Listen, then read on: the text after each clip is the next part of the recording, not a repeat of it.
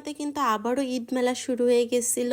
আর ঈদ মেলা হচ্ছে আর আমি যাবো না তাই কি হয়? হেই গেছে, আসসালামু আলাইকুম, কি অবস্থা, সবাই কেমন আছো?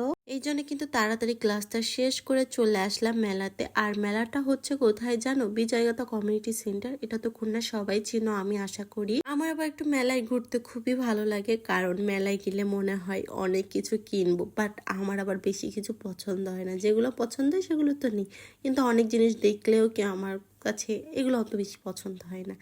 যাই হোক, আমরা দুই বান্ধবী কিন্তু খুব সুন্দরভাবে মেলাটা ঘুরতেছিলাম আর দেখতেছিলাম কি কি আছে।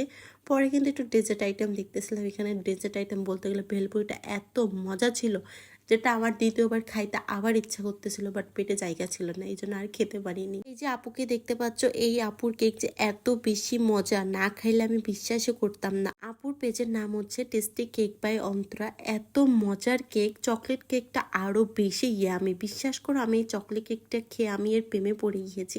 আপুরে তো অনেক বলতেছিলাম আপু কেকটা অনেক মজা হয়েছে।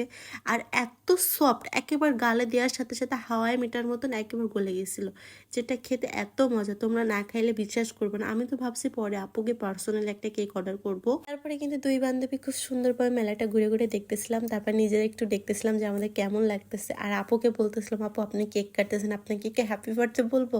আপু তো অনেক খুশি হয়ে গেছিলাম যে আপনি কেক কাটেন, আপনার জন্মদিন আমরা হ্যাপি বার্থডে টু বলতেছি। আপু বলছে আমি প্রতিদিনই কেক কাটি, আমার প্রতিদিনই জন্মদিন হয়।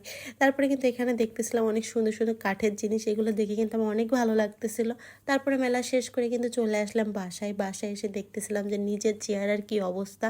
তারপরে এত কিছু খেয়ে আসার পরেও কিন্তু আবার ক্ষুধা লেগে গেছে, এই জন্য চলে গেছিলাম একটু চাউমিন রান্না করার জন্য। কিন্তু চাউমিন রান্না করতে অনেক ভালো লাগে, তার থেকে ভালো লাগে খেতে। এই যে ধনেপাতাটা দিলা, চাউমিনের স্বাদটা আরো বেশি বৃদ্ধি পায় আমি মনে করি। একটু চাউমিন রান্না করতে গেছি, তাই আমি পুরো ঘেমে শেষ। তারপরে এসে দেখতেছিলাম যে আমার মুখটা কি অবস্থা হয়ে গেছে ঘেমে। দেখতেছো কত ইয়ামি হয়েছে নুডলসটা দেখতে। তারপরে কিন্তু খাচ্ছিলাম আর বসে বসে ভাবতেছিলাম যে কি করব। আর আমার ক্যামেরার সামনে বসে ঢং করে খেতে আমার অনেক ভালো লাগে। তোমরা আবার বলো না যে আপু আপনি এত ঢং করেন কেন, হ্যান ত্যান সাতচত্র, প্লিজ কেউ মাইন্ড করো না। সো এখনো পর্যন্ত যারা আমার পেজটা ফলো করেনি তাড়াতাড়ি কিন্তু ফলো করবা। আর ভিডিও ভালো লাগলে তো অবশ্যই লাভ লাইক দিয়ে অবশ্যই শেয়ার করে দিবা গাইস। তোমরা যারা আমার রেগুলার ভিডিও দেখো তারা তো অবশ্যই জানো যে আমি একটু খাইতে পছন্দ করি। সো তোমরা আবার বইলো না যে আপু আপনি এত বেশি খাচ্ছেন, আবার বলেন ডায়েট করেন। কি করব বলো, ডায়েটও করি আবার খাওয়া দাওয়াও করি।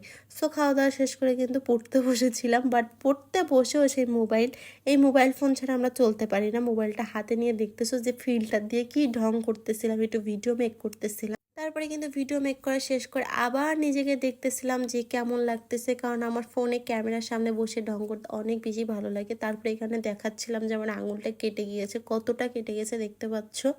সো গাইস, আজকের মতো ভিডিওটা এখানে শেষ করছি। আল্লাহ হাফেজ, সবাই ভালো থাকো, সুস্থ থাকো।